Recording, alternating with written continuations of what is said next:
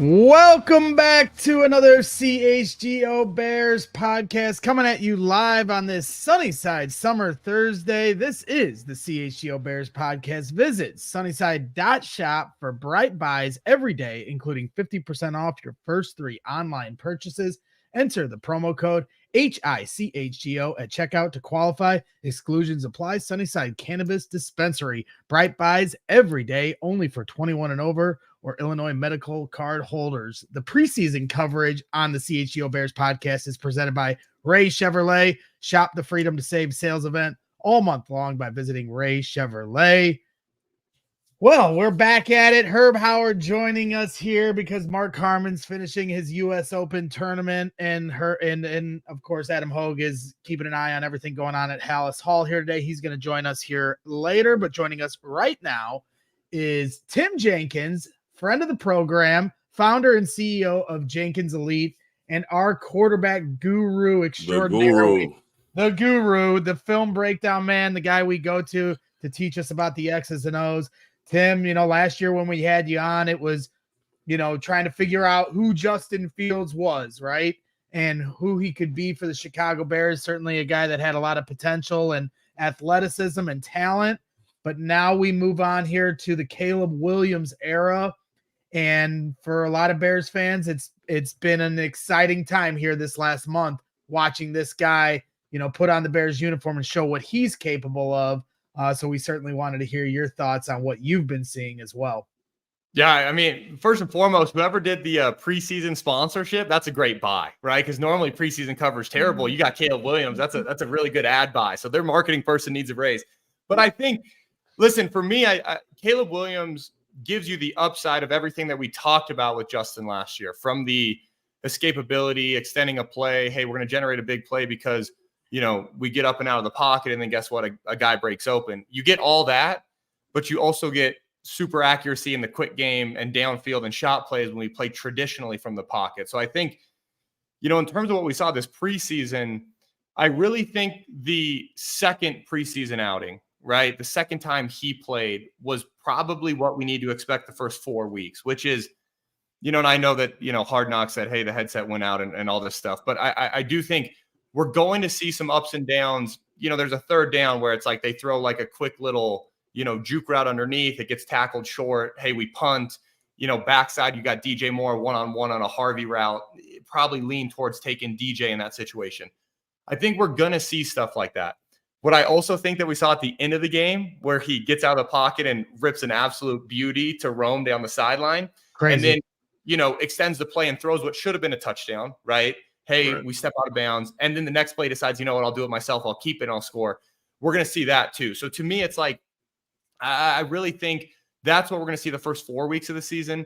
What I'm excited to see is what happens that back half run, because now with 17 games, with their division, which obviously is tough, but I do think there's enough vulnerability there with, hey, does Jordan Love continue to do what he did last year? I think there's a lot of, can the Lions, I think there's a lot of opportunity for these guys if they go on a run late to all of a sudden find themselves in the playoffs. So I'm excited, of course, like everybody, to see what he does week 1. But I really think when we get mid-season, we're going to see this Bears offense in kind of rare form, especially with all the weapons they have now. Well, that's the thing that Coach Eberflus alluded to yesterday. Flus was saying, like, early on it's going to be about the play calling and just putting him in the right situations to understand, I just got to be the point guard. Let me get the ball to all of these weapons. They've surrounded him with so many weapons. I was telling Cole Kmet yesterday, like, man, this is the first time that, he's one of the best tight ends in the league, and people were mentioning him as 4th, 5th weapon on the team. And so he's got so many weapons around him. Caleb does. Just get the ball out to their hands quickly. You got a really, really good defense that you should be able to lean on early. You drafted Torrey Taylor. He's going to be a weapon for you. So no real reason to put yourself in harm's way.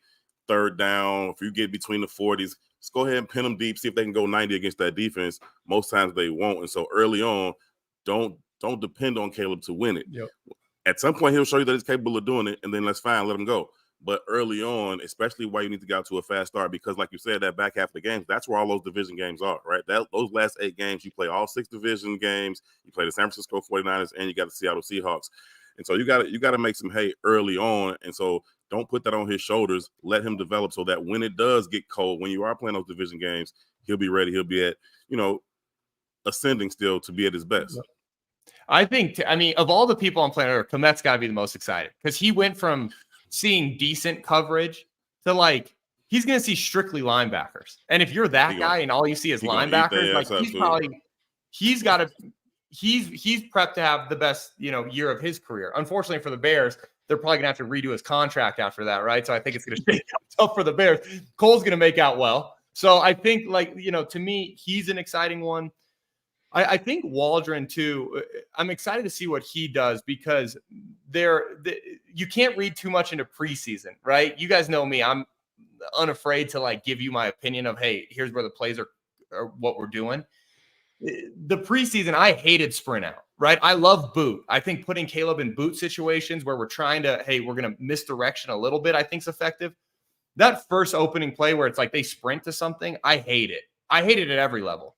My 8-year-old son, we're getting ready, geared up. We got to kick off in 2 weeks. We won't sprint out this year, right? Because it's like he's 8 and I don't want to cut half the field on him. So it's like if I had one of the best players spinning the ball wise that there are right now, one of the top 32 guys right in the world of doing it, at least at the minimum for Caleb, I'm not going to cut down half the field. So to me, I'm so glad to hear you say that, man. I hate sprint out, especially in the goal line. You see it so much. You get down in the goal area and they cut half the field off. It's like, it's already tight down here. Why would you cut half the field off? I can't stand it. Like you said, bootleg, misdirection, cool. But I can't stand it. The thing too is sprint out. It's over. If you don't hit it in the first second, the play's over. Because you get such fast flow, right? At least with the boot, or we got a misdirection, right? We can try to fool, hey, we'll take your eyes for a second. Sprint out, it's always been one of those things. I hated it playing because I couldn't sprint out, right? I get caught by the DN, so I hated it. But, from a play caller perspective, man, I don't think it's good. But again, I don't want to crucify him yet because it's preseason. He might have been putting that on tape once, and then we'll never see it from him again. So I don't want to do that. I do think they've drawn up some cool stuff, though, from a half roll perspective and the way they're getting to boot, where it's like, DJ Moore is now their outlet, which you love the idea of, hey, we get sync coverage, dump it to a guy like that, especially you got Keenan Allen and some of the other guys taking the roof off. I think this offense is going to be dynamic. Obviously, we got to see how the O-line is going to hold up, right? But a lot of that too comes from reps and, hey, we got to see pressures multiple times, talk through, hey, how are we going to bump this? But I don't know how you could watch the preseason that the Bears first O played and not think to yourself, man, this is a completely different group than I saw last year. Yeah, 100%. And when you talk about last year, I think a lot of fans were frustrated with the play calling by Luke Getsy. You were certainly critical of Luke Getsy at times, not putting this offense in the best position. And, there's a lot of side to side. This is something that I sniffed out at training camp last year. I'm like, it was the first time in my 20 years of going to camp that I didn't see any threat to push the ball downfield, not even completions downfield, like attempts down the field. And so that was my first kind of red flag of this is too much left to right and not enough north and south. So now you fast forward here to Shane Waldron. And yesterday, to Herb's point, Eberflus and Ryan Post talked about Caleb Williams needed to be the point guard. And I think for a lot of fans, we've kind of been conditioned to think that means dink and dunk, little throws.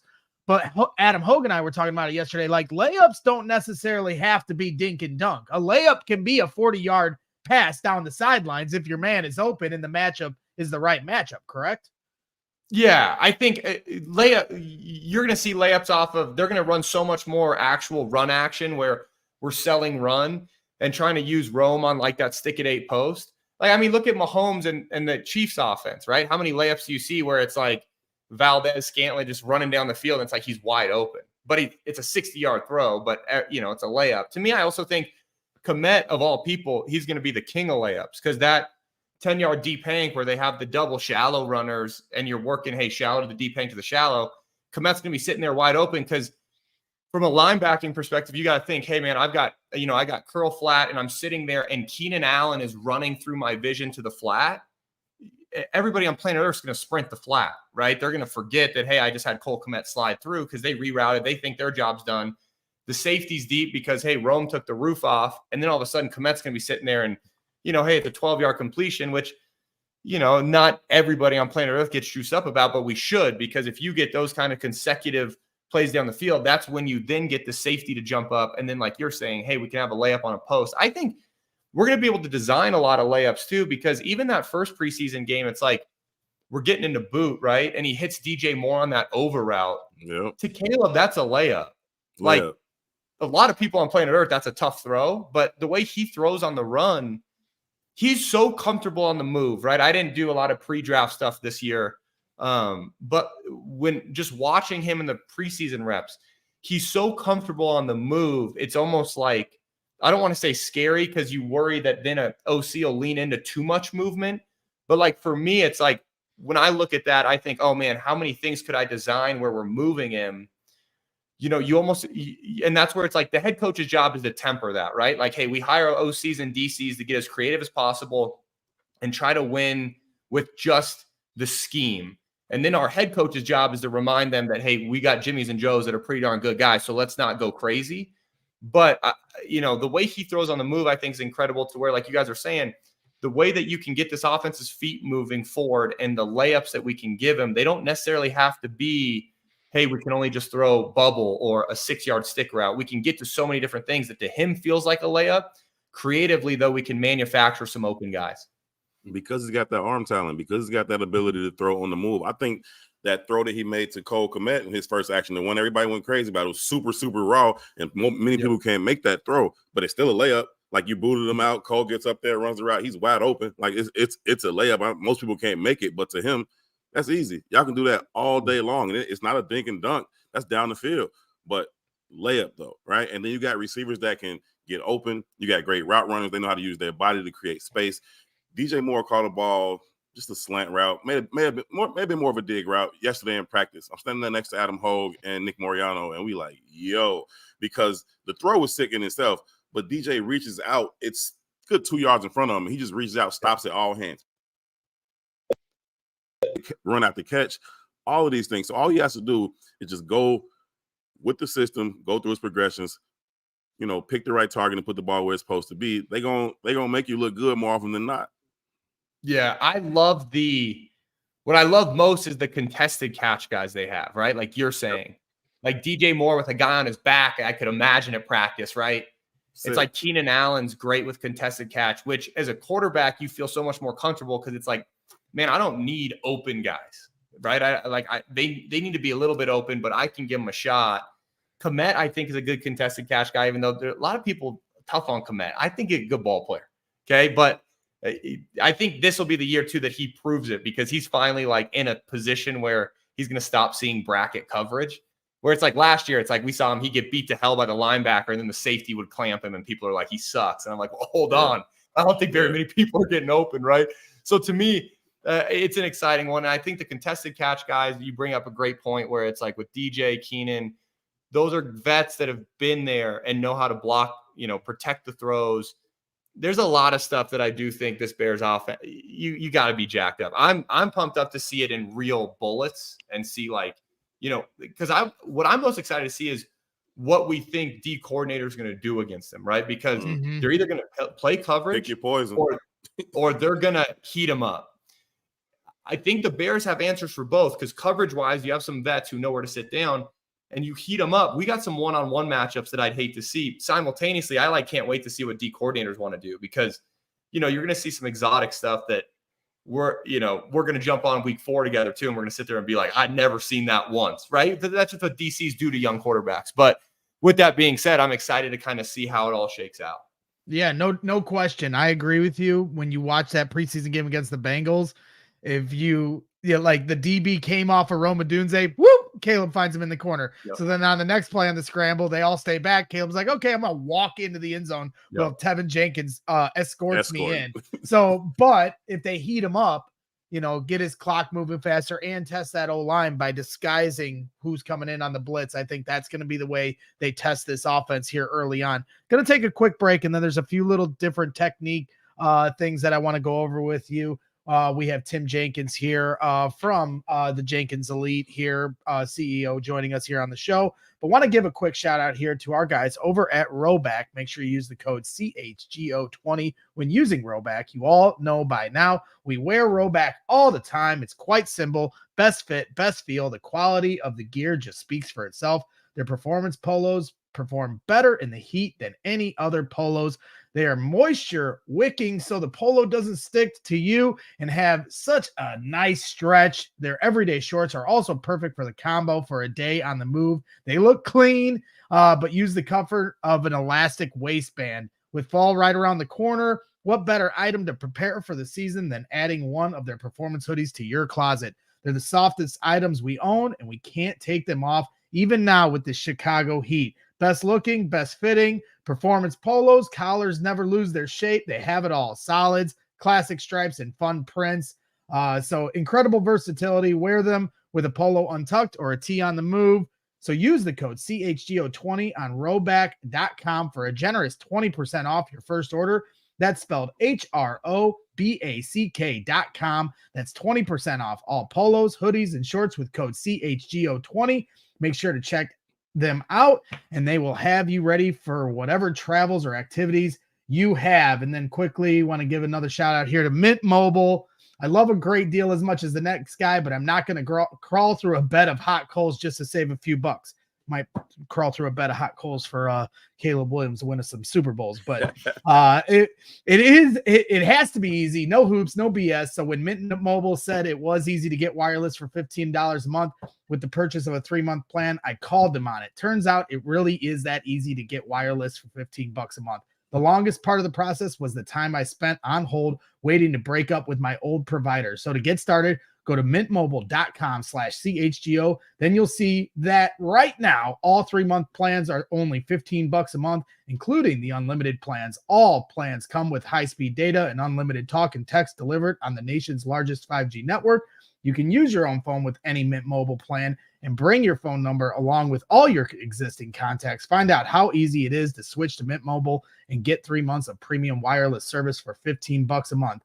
So to get this new customer offer and your new 3-month premium wireless plan for $15 a month, go to mintmobile.com/CHGO. That's mintmobile.com/CHGO. Cut your wireless bill to $15 a month, $45 up front, payment required.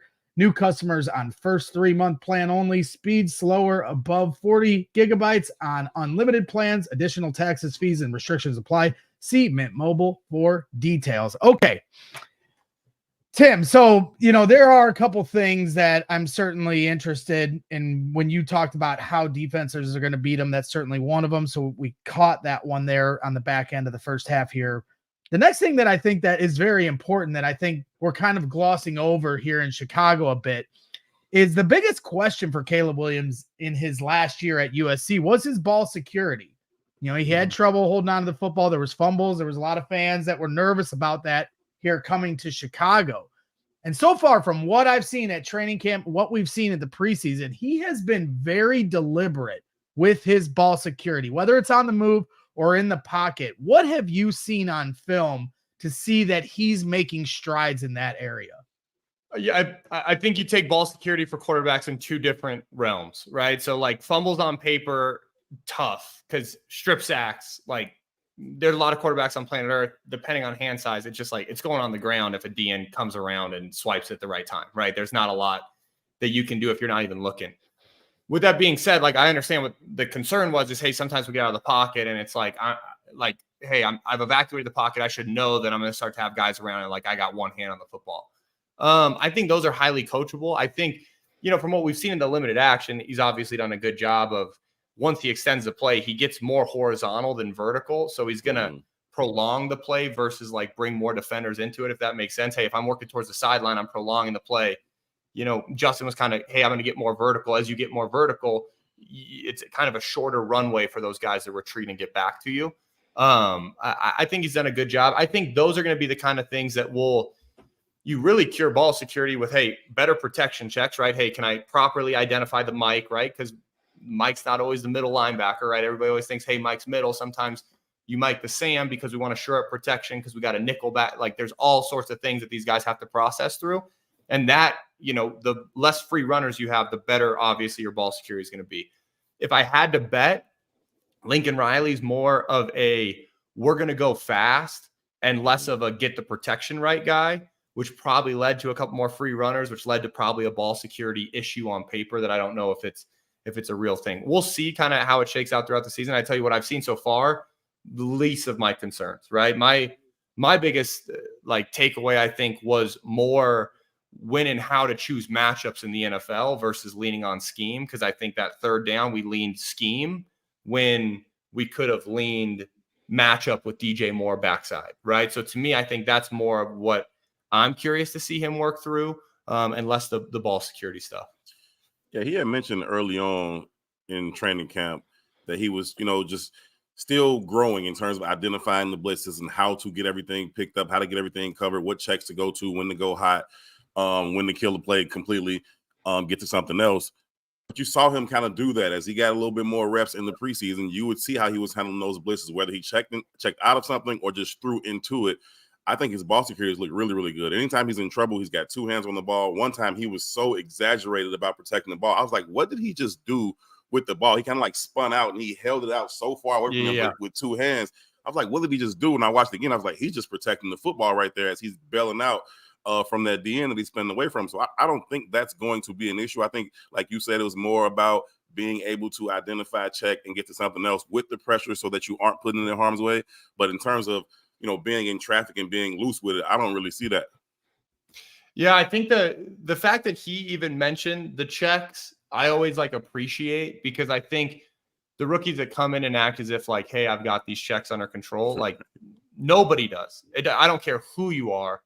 There's a lot of people that revere Aaron Rodgers as one of the best recall guys ever. And even he talks about years 1 and 2, and he was sitting behind Favre, but not knowing, right? So it's like anyone who then comes in is like, oh, I got the checks down. It's like, I don't think so. So the fact that he's aware of hey, here's where I need to grow is great, because then he's going to lean into it. Yep. The clip that you're talking about, though, can we talk about for a second, where he gets out of the bucket? It's in the preseason game. To me, I almost I wish I those for a guy like me who coaches, sometimes sitting on the outside sucks, right? Because I do want to be in that room, and then my wife reminds me that she's like, I'm not moving to Tuscaloosa, so you can start this track up this and then get fired. And she's like, you got 4 kids who are in school. But so for me, I'm sitting on the outside. I almost wonder if that was a little bit of a junk talk, where he's hey, everyone's talking about it, so he's gonna stick it out way far when he gets out of the pocket.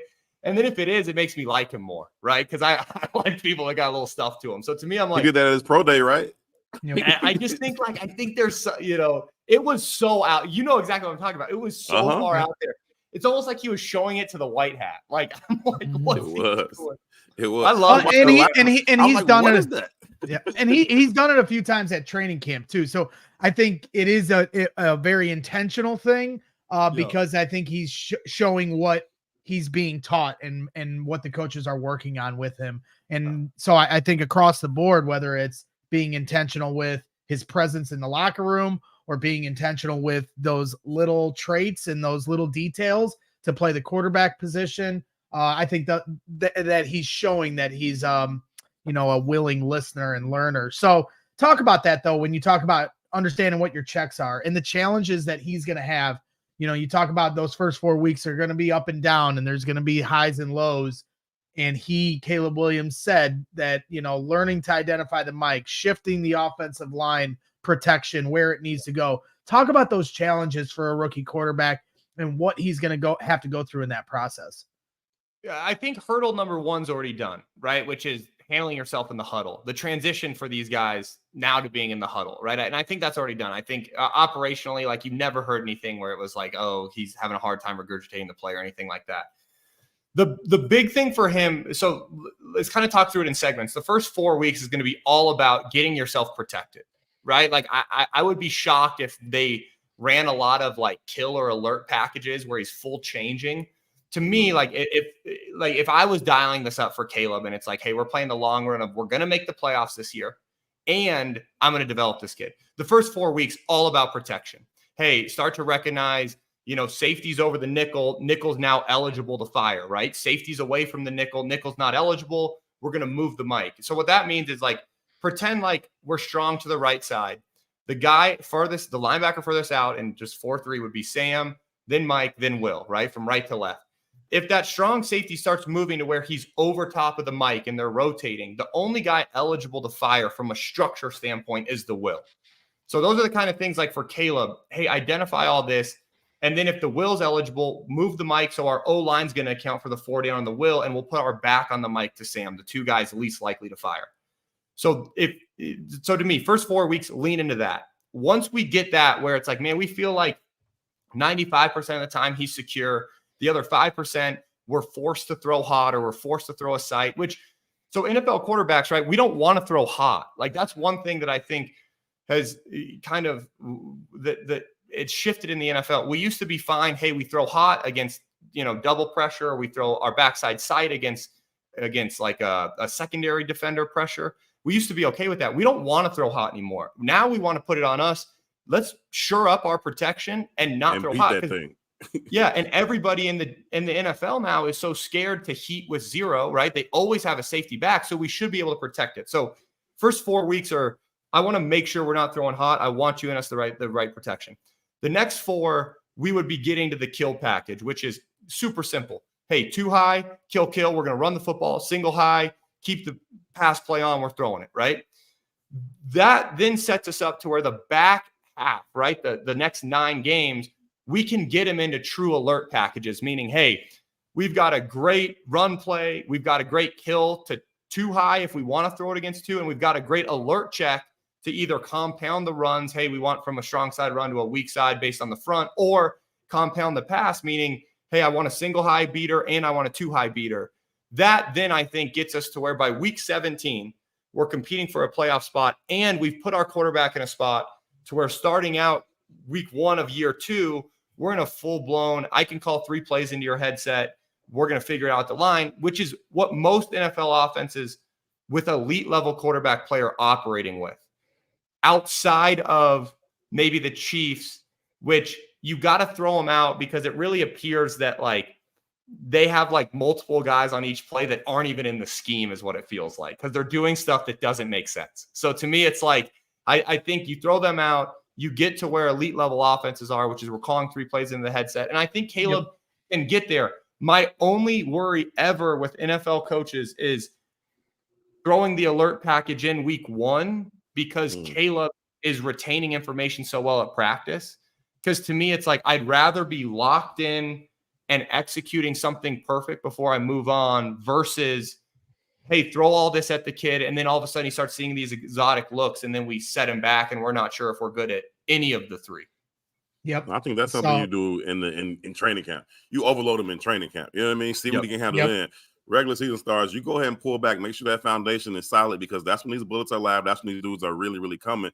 But Braggs, we've seen him like grow. He has the ability to learn, to retain information and grow. 100%. First couple weeks in camp, they weren't looking good. Defense was kicking their ass every single day. As it went along, offense started to take advantage. The defense will tell you, TJ Edwards was saying yesterday, we did one thing once and it worked, and then we try to run it back again and he burns us on it. So he has the ability to learn from it. But I'm with you on that, Tim. Like, get the foundation solid. You can take advantage of it later.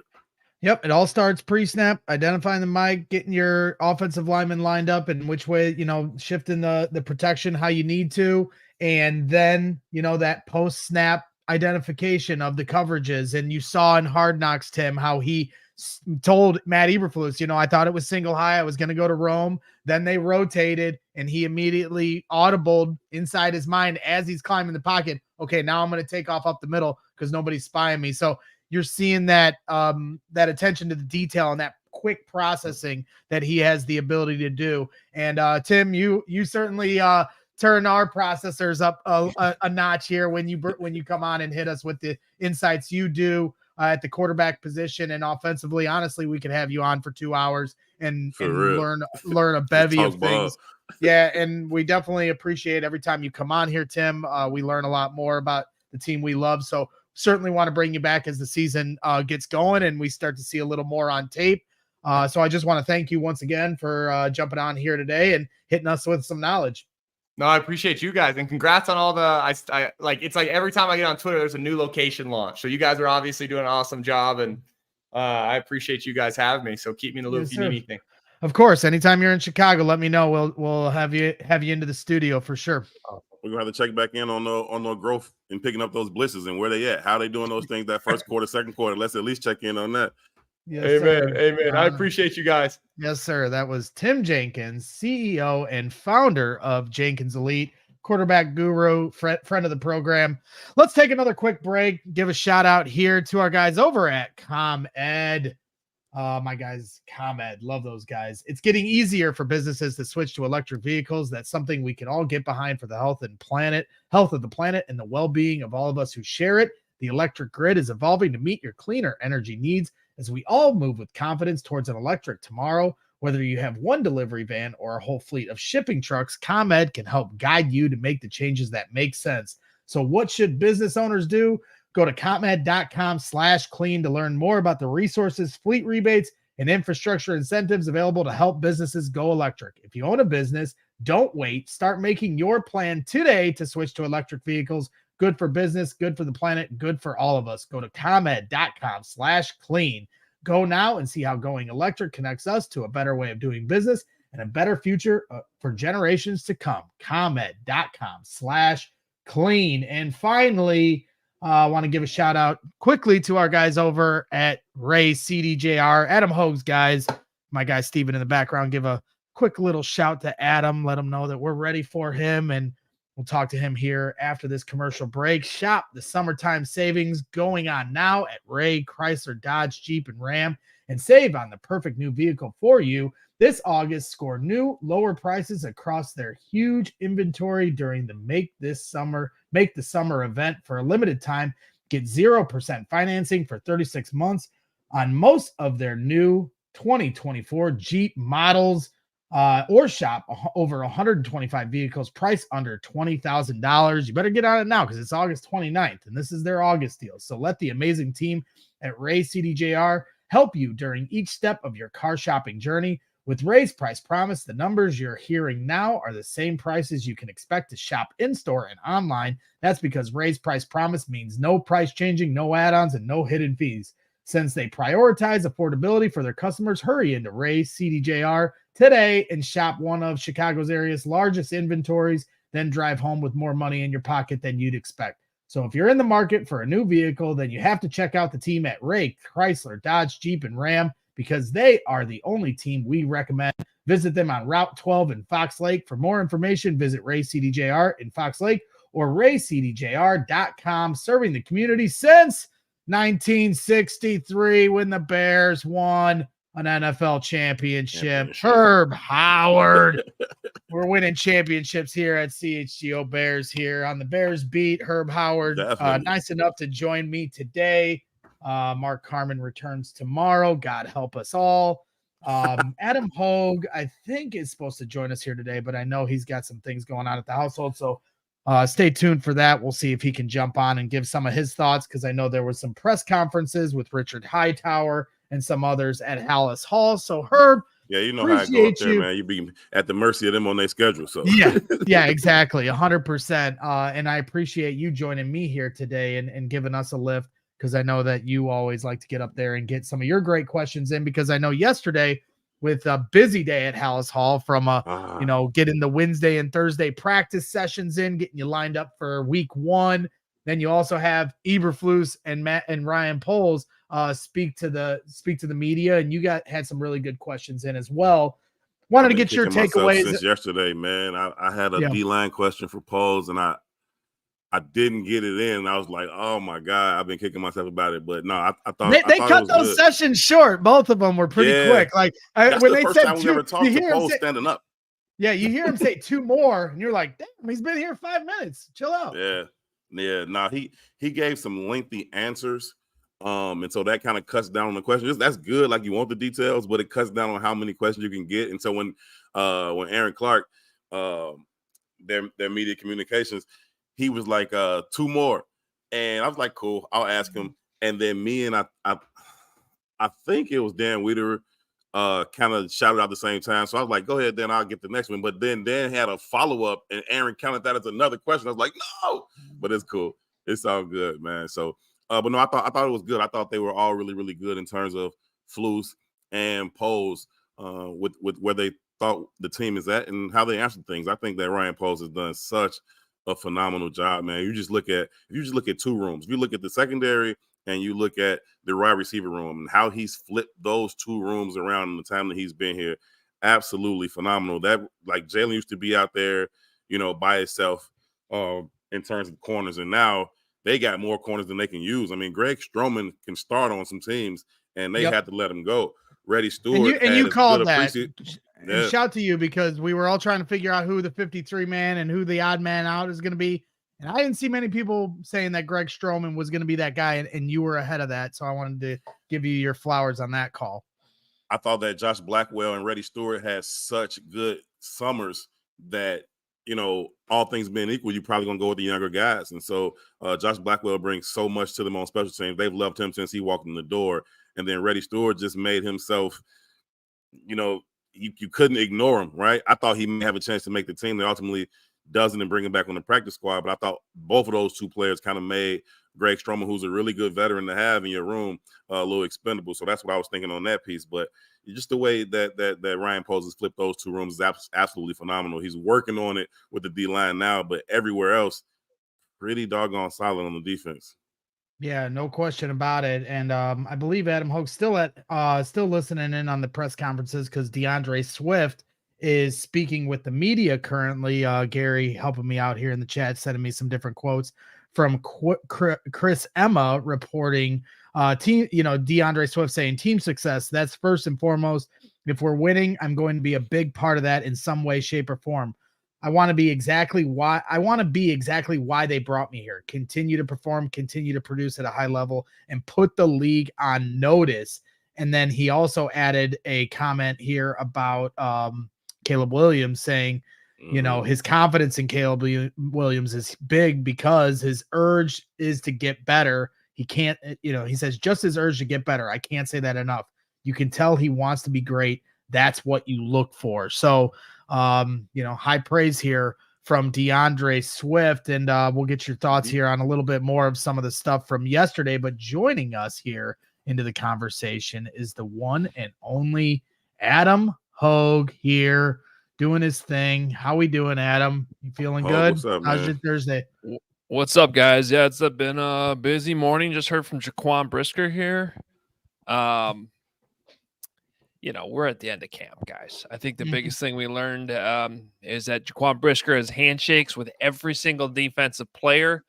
He's got one with Caleb that will probably debut against the Titans. And he's working on having one with the entire offense. So he's like the Big Dave from CHGO Bulls. Yeah.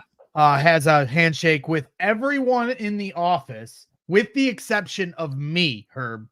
And then I don't have one. Okay, so me and Adam, this is company I don't want to keep, Herb. And so, Big Dave has got something against the Bears crew, apparently. Wow. Won't give us handshakes. Then when I tell Big Dave that I have an issue with this, now he's like, wait, Carm has one? I don't think he has one. I mean, I don't think he's coordinated enough to have one. That's true. That's true. Well, we know if he did have one, it'd be super goofy. But yeah, Big Dave, want my handshake. Been waiting for it for 2 years now. So, Adam, I know that Richard Hightower spoke. DeAndre Swift just got done speaking. You said you talked to Jaquan Brisker. Take it from wherever you want to start and what you learned here today at Halas Hall.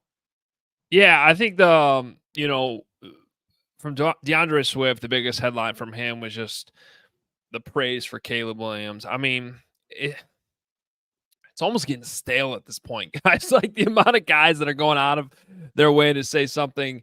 But this is, I keep having to say this to people, like it's very different from, some of the praise that we heard with the past two quarterbacks that were here, where it was like, it seemed like it came more from a place of like just being a good teammate, defending your teammate, which these guys, for the most part, are always going to do. You're rarely ever going to have players throw the quarterback under the bus, although it does happen sometimes. This time it just feels different because people are kind of going out of their ways to do this. DeAndre Swift saying today, his urge to get better. I can't say that enough. You can tell he wants to be great. That's what you look for. So I say it gets stale because everybody's doing it, but I feel like it's like meaningful because guys are going so far out of their way to say things that really have some meaning behind it. Of course, we're just at the point where everybody wants to see the actions. We've seen it in the preseason. Yep. I mean, Caleb's backed it up so far. You guys had a great discussion with Tim Jenkins. I heard most of it, with him kind of breaking down some of that stuff and how it should translate to the regular season. I agree with Tim that there are definitely going to be a lot of moments, I think, especially in the first half of the season, that look a lot like that Bengals game where shaky here, you're getting frustrated with a couple 3-and-outs here. But, the one thing I think that we haven't seen much, though, speaking of DeAndre Swift, is DeAndre Swift's impact on all this. Like, would the Bears have gone 3-and-out against the Bengals if they had actually been running their running game? Right. And what I mean by that, like, I don't think they're going to come out against the Titans and throw on first, second, and third down like they did in that preseason game. Like, the objectives are completely different. Your objectives in the preseason are to test Caleb, to get him to see different looks as much as you possibly can against vanilla defenses, but to put him in situations where he needs to respond so that you can continue to develop him. Development still matters. It is still the biggest priority of this season in the grand big picture of things. But in the micro, when you get in, between those lines on Sundays, that coaching staff cares about winning the football game. So they're going to run their game plan to win the game. And that's going to be way more run heavy than we've seen in the preseason. And I actually can't wait to see what DeAndre Swift can do because he's looked so damn good. And I think they've been holding him back from everyone because they don't want the Titans or anyone else to see it in the preseason. That was one of the things I was going to ask both of y'all about was how dynamic DeAndre Swift has looked to me. He's looked more dynamic than I thought he was. I knew he could do some of those things, but he's looked more dynamic than I thought he was coming into when the Bears signed him. But I want to go back to a couple of things you said first, Hoge, talking about the praise on Caleb. What I like about it and how different it is from before is that it's like football praise. Like, it's not like, oh, that's my dude, I love him, I like him. It's like football stuff, and you hear it from both sides of the ball, and that matters. But also when you talk about it getting like boring and stale because we just keep hearing it, that's consistent with what Ryan Post said when they were kind of going through the process of vetting him and trying to get all the background they could. He's like, we just kept asking as many people as we could, and we couldn't find anybody to say something other than what we were already hearing about how good he was at this, how driven he was about that. And so eventually we're just like, okay, we got to just stop looking for this negative stuff we're looking for. It is what it is. And maybe it does get boring, but it's the best kind of boring you could possibly have from a rookie prospect that you expect to lead your franchise for at least the next decade and a half. Yeah, 100%. I think, but again, now we got to see the results. But it's definitely feels different, sounds different. This is why we get paid to do what we do here, kind of when we're inside the building, because it takes some time to decipher what's truly real, what's truly meaningful behind what I would, call player speak. Just like there's coach speak, there's player speak. Yep. And then you end up hearing some different things behind the scenes. This time with Caleb, it's like everything you're hearing on the mic is what you're also hearing off the mic. Now we just got to see it all backed up. Otherwise, the other big discussion here this morning is the long snapper situation. The Bears going out and switching things up here. I think this is actually a story. I don't think it's the biggest deal in the world. In fact, I'm even having to check my. What's his name? It's something Daly. Man, this is Scott Daly. John Daly. John Daly. They signed John. He's going to be smoking a cigarette with a Miller Lite in his hand while he long snaps. Is it John? No, it's Scott. No, I'm just the golfer John Daly is one of my spirit animals. No. I do find this interesting that Cam Lyons has been here throughout, basically. The tell to me, though, guys, is we got down to the 53 that they might go get a different long snapper, was that they briefly did cut Cam Lyons back early, right at the beginning of the preseason games. They cut him, and then they ended up bringing him back when they on short notice after that Hall of Fame game, and so that was sort of an indication that was at that point they thought they had a healthy Patrick Scales, but it was still an indication that he wasn't it He certainly wasn't wasn't like a competition or anything that was going on. Right. And if you're not having a competition, then I don't know if you're really, viewing that guy as, NFL Sunday week 1 ready. And then we saw some of his snaps. People need to understand this, that, a snap up here at the high school level, you're living with that. You're probably happy with that. Yeah. At the NFL level, for people that don't understand this, the strike zone is not like this.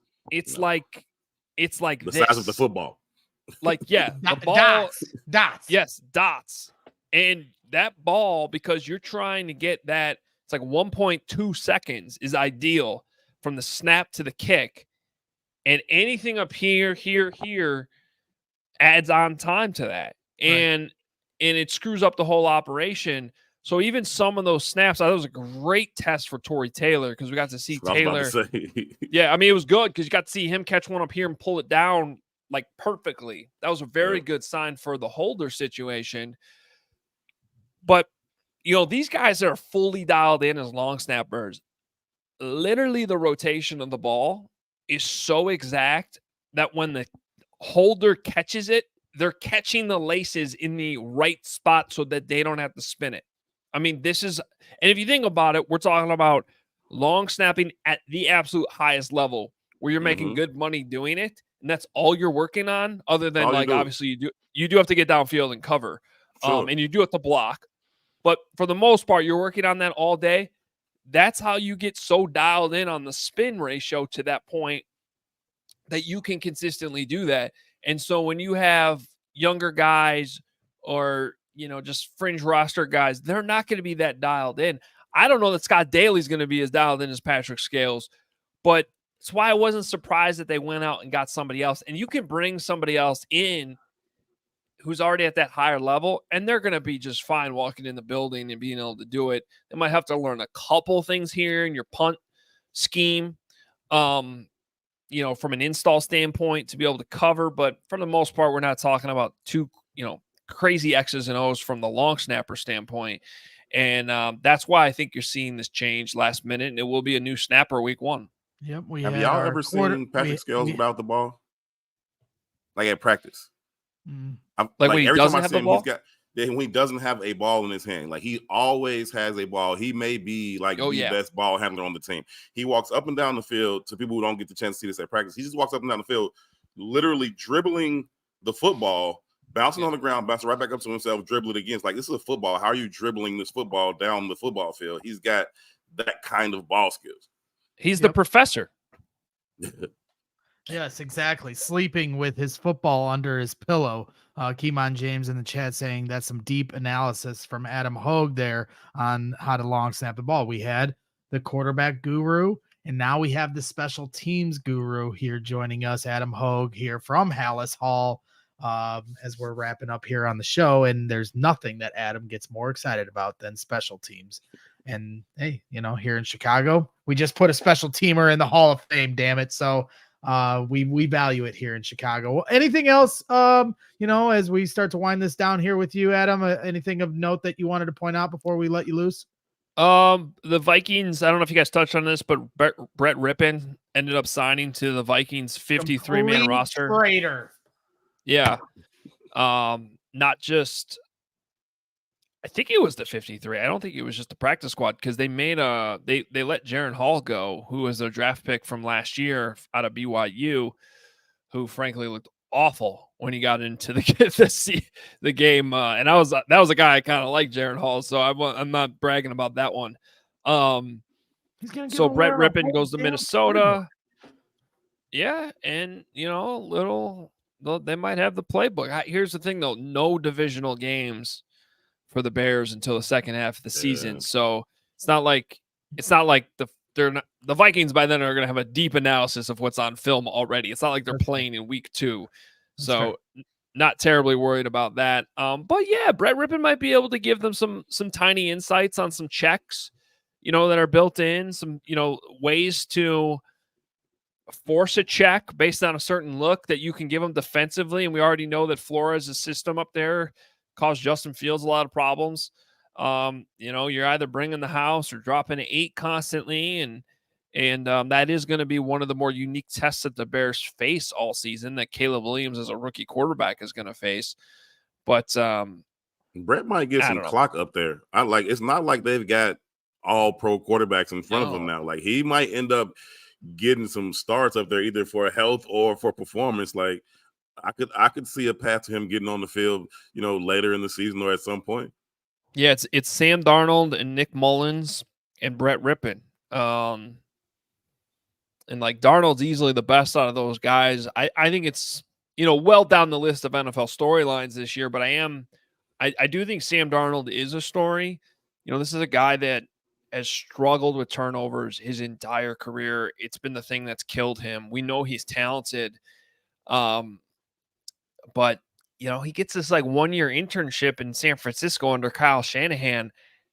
I think if you're somebody who turns the ball over as much as he has throughout his career, you're probably going to keep doing that.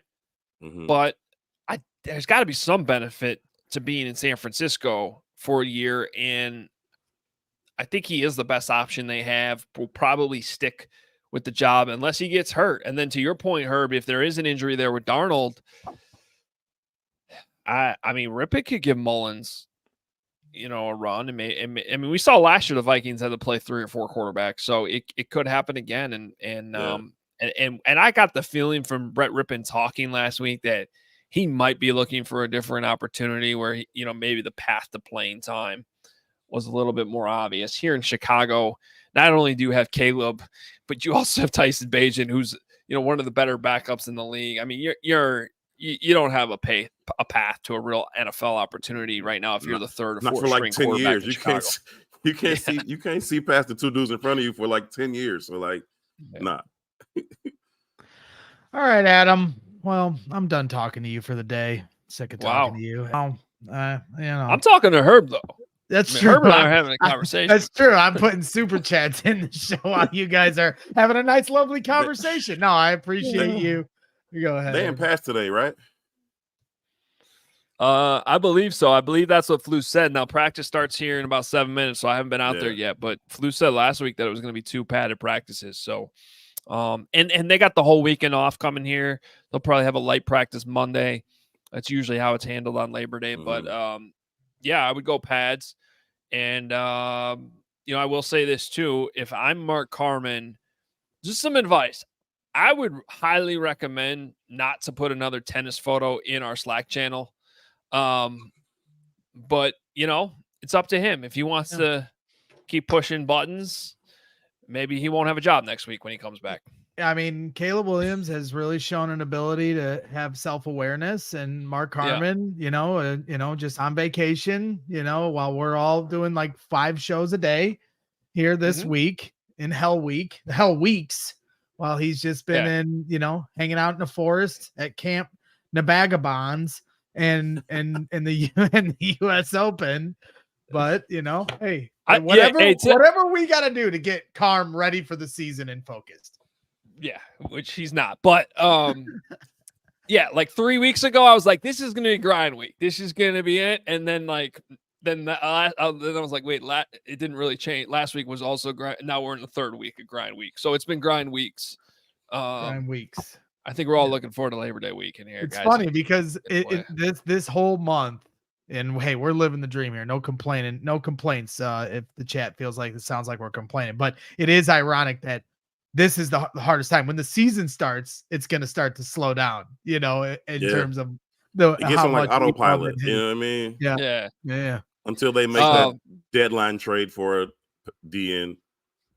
So Bragg, I know, and it'll all happening again. Braggs, you're going to be doing the show with Carmen tomorrow. Actually, I think would be a funny bit if you like quiz him, like on the 53 man, or but like deep, like who is like he? There's no chance he knows who Scott Daly is. I mean, I started this hit by not remembering his first name, so there's no chance he knows who Scott Daly is. Yeah, just play bear or not a bear with him. Like change Chris Williams' name. All right, I'll do that. I'll do a bear, not a bear, at the back end of the show. We got Mark Carman returning tomorrow and Mark Potash joining us as a special guest. We're going to break down all our hits on Hard Knocks, all the different times we've made Hard Knocks. We're going to go through them step by step and see which one he liked the most. So all right, I'm bringing this to air because this is the first time hearing Potsy's on the show tomorrow. Yes. John's booked them for Hogan John's tomorrow too. Oh my God. Me and John's are like, you guys are in the water on each other. Yeah. Me and John. He wanted Adam Amin, and we already booked Adam next week to come in studio. Yeah. And then Potsy, then we booked Potsy, and now so you know what? Live with it, people. You're getting double dose of Potsy tomorrow, and that's the way it's going to be. The world needs more Potsy. He does Twitter so well. Did you see the shot he took at CHGO Bears for the excitement about Hard Knocks? It's hilarious. Like nobody Twitters better than Potsy. I'm 2 days off my knee surgery and having a good time on Twitter with my father-in-law, like cutting up every part of my landscaping. And then he started giving me crap for that. Like, I can't even have one day of fun while my leg is incapacitated. But Potsy always keeps us honest. So tomorrow he's going to come on and keep me and Mark Carman honest. Then he's going to go on with Hogan John. So Potsy's doing the media tour tomorrow, just like Caleb Williams and Roma Dunze have been doing all week. We get the Potsy media tour tomorrow. So, Adam, we appreciate you coming on for an extended time here today on CHGO Bears. Next week, we all return on Tuesday after Labor Day, back to our 12 p.m. Central time slots. So excited to get into week 1 game week coverage. We'll see you then. Enjoy your Labor Day weekend, Adam Hoge.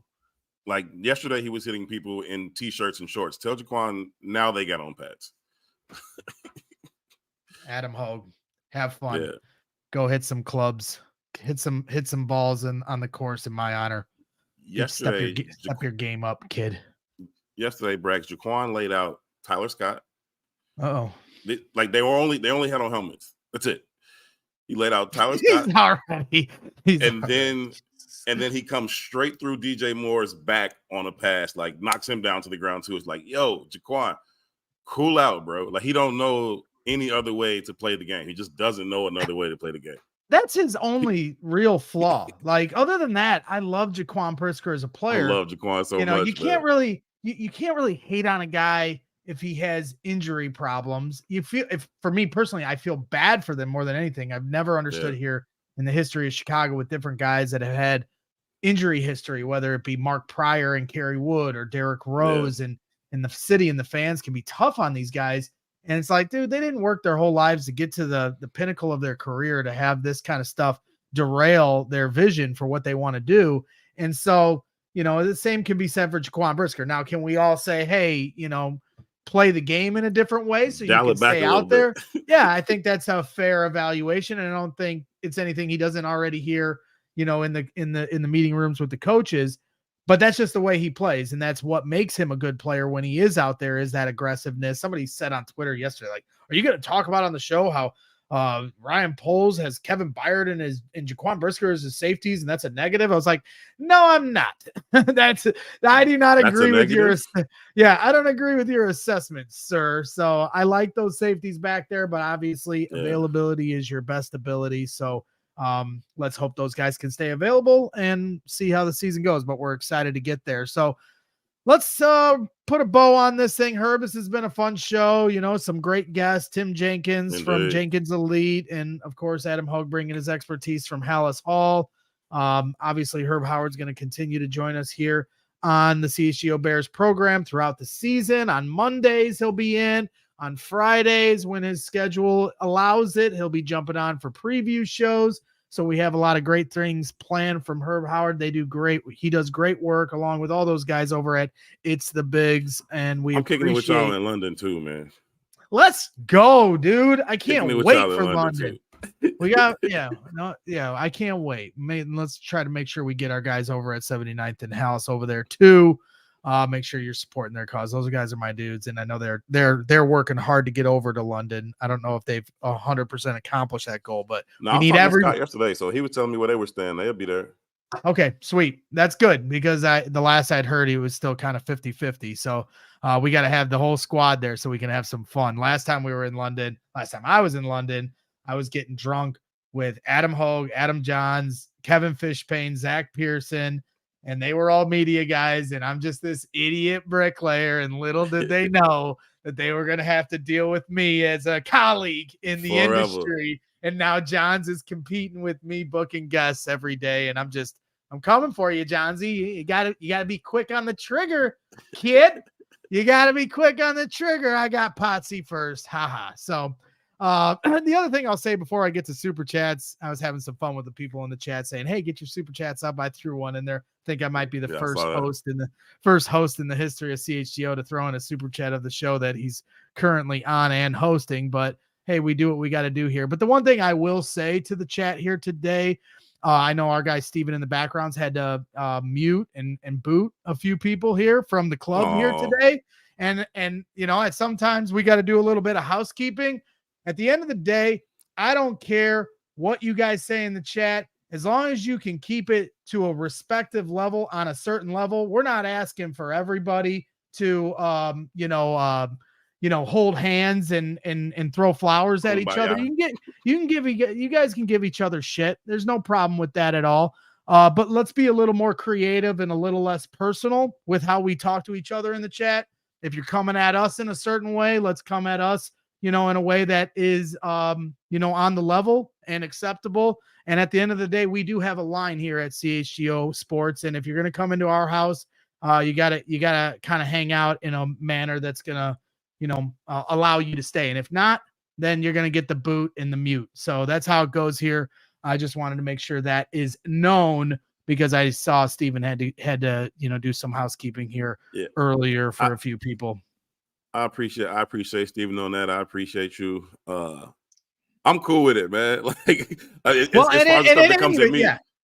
And I'm just talking about the stuff that comes at me. Now they get into some other personal stuff with themselves, but it's the stuff that comes at me about my take on the quarterback situation after the season. Cool with it. I'm perfectly fine with it. Oh, you go. Like, they're gonna keep you honest on that for the rest of the year, my friend. Maybe for years to come. It's nothing to be honest about. Like, holler at me when this thing is done. I said what I said. I felt how I felt. I don't feel very differently now. That has nothing to do with Caleb. Like, I've never said one bad word about Caleb. People are like, you said this about Caleb. No, I didn't. Not ever. Like, didn't happen. Right. So whatever. But it's fun though. So it's cool with me. Don't kick nobody out on my behalf. No, we definitely it ain't like that. Hey, dude, people come at me, Hoge and Carm, like water here. That's how it goes. That comes with the territory, and we all know what we signed up for with that, and that's what we love about Bears fans is the passion and the persistence of holding receipts on not just local but national media and stuff. That's keeping people honest. And tomorrow we're gonna keep Mark Carman honest, and we're gonna have some fun with him, and that's what it's all about. But yeah, also just the Discord in the chat and how we treat each other as, people, other viewers that are tuned in. Let's just try to be somewhat respectful. Like I said, it doesn't have to be a kumbaya peace session here. Let's get into the super chats and call this a day. Let's do it. Crystal Simone, 1999 super chat. Can't have my guys not have a super, and Herb is here. I'm just ready for game day. If you haven't bought your ticket for the tailgate, what are you waiting on? Hope to see you all there. Keep up the great work, and guys, bear down. Greg Hyatt also asked in the chat to piggyback off Crystal's $20 super chat. Thank you, Crystal. We appreciate your support here, and asked any CHGO tailgate plan for the Bears at 49ers later in the season. I'm here in California. Roll out. So this is what I'm going to say, because I keep getting this question on Twitter. I keep getting these questions on the show. We have tailgates for every single home game. And so we're going to be promoting them every week. We have a tailgate coming up here on week 1. We have a tailgate for the Niners game. We have a tailgate for every single home game at the corner of Wabash and Cermak with our guys over in San Fran. Oh, the Niners are in San Fran? Okay, then I don't know why they're asking. That's too far away. He's in California. He wants to party with you before the game. I see. I'm an idiot. I thought the Niners was at home. We can see if we can get it switched to a home game, because that's going to be a tough game. Never mind, Greg Hyatt. We will not have a tailgate in San Fran. We have a tailgate for every home game. So getting ahead of my skis. But for the people that do ask me, hey, are you going to be for this home game, that home game? Every home game, corner of Wabash and Cermak. If you go to allchgo.com/events, you can already see the link for every single date and get your tickets to sign up for the tailgate. Now, week 1 is going to be off the chain. The hype's going to be at level 100. So we appreciate you guys. $2 super chat from my dumbness here. Send in your super chats, $2 super chat, which then open the floodgates to everyone here. Gritty, $2 super chat saying, there, Brags. We appreciate you, Gritty. Frenchie with I appreciate you, Gritty, too. Edward Gritty be having my back on Twitter. Yeah, Gritty's a good dude. He's been just popping up here lately. He's been popping my up back here on lately. Twitter, man. Yeah. Edward Elric, $5 super chat. Here you go, Bragsy. Taco Bell meal deal on me. Well, this goes to the company, Edward. I don't directly receive the $5, so I'll send you my Venmo if you want to get me Taco Bell here later today. I'll take it. I heard you say that the taco run's got to be at like 2 a.m. 2 a.m. $30 meal.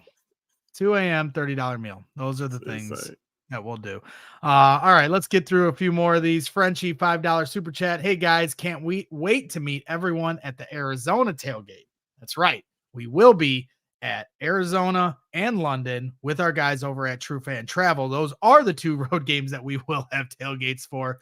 And in Arizona, if you sign up at truefantravel.com, you can get your tickets to come with us, flights included, 4-star hotel reservation, tailgate before the game, live events, live shows, ticket to the game. We'll be at the game with you. Let's have some fun. Come with us to Arizona. Watch the Bears take down the Cardinals with truefantravel.com. We should do one at Lambeau week 18.